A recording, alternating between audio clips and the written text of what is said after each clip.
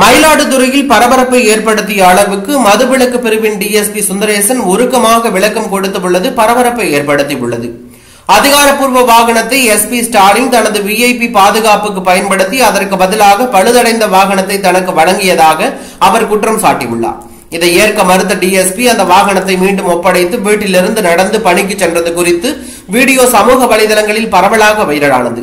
இந்நிலையில் செய்தியாளர்களை சந்தித்த டிஎஸ்பி சுந்தரேசன் தனது விசாரணை அறிக்கையை மாற்ற வேண்டும் என சட்டம் ஒழுங்கு கூடுதல் டிஜிபி டேவிட்சன் ஆசிர்வாதம், உளவு பிரிவு ஐஜி செந்தில்வேல் ஆகியோர் அழுத்தம் கொடுத்ததாகவும் அவர்களின் தூண்டுதலின் பேரில் எஸ்பி ஸ்டாலின் தனது வாகனத்தை எடுத்துக்கொண்டு தன் மீது மனரீதியான அழுத்தம் செலுத்தி வருவதாகவும் கூறினார்.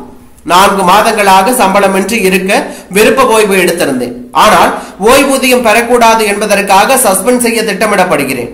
நான் லஞ்சம் வாங்கினது நிரூபித்தால் அலுவலக வாசலிலேயே தற்கொலை செய்து கொள்வேன் என உருக்கமாக தெரிவித்தார். மேலும் வளைந்து செல்லாத நேர்மையான காவலர்களை ஒடுக்க அதிகாரிகள் முயல்கிறார்கள்.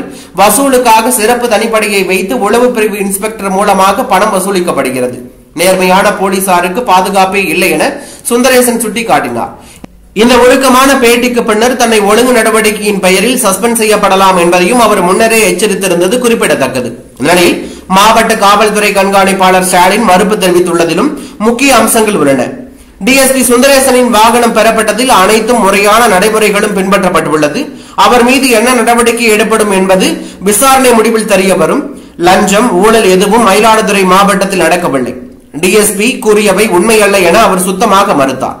இந்த பரபரப்பான உரையாடல் காவல்துறையில் உள்ள மேலதிகாரிகள் மற்றும் கீழமை அதிகாரிகளுக்கு இடையே நேர்மையை மீறும் அழுத்தங்கள் குறித்து பல கேள்விகளை எழுப்பியுள்ளது.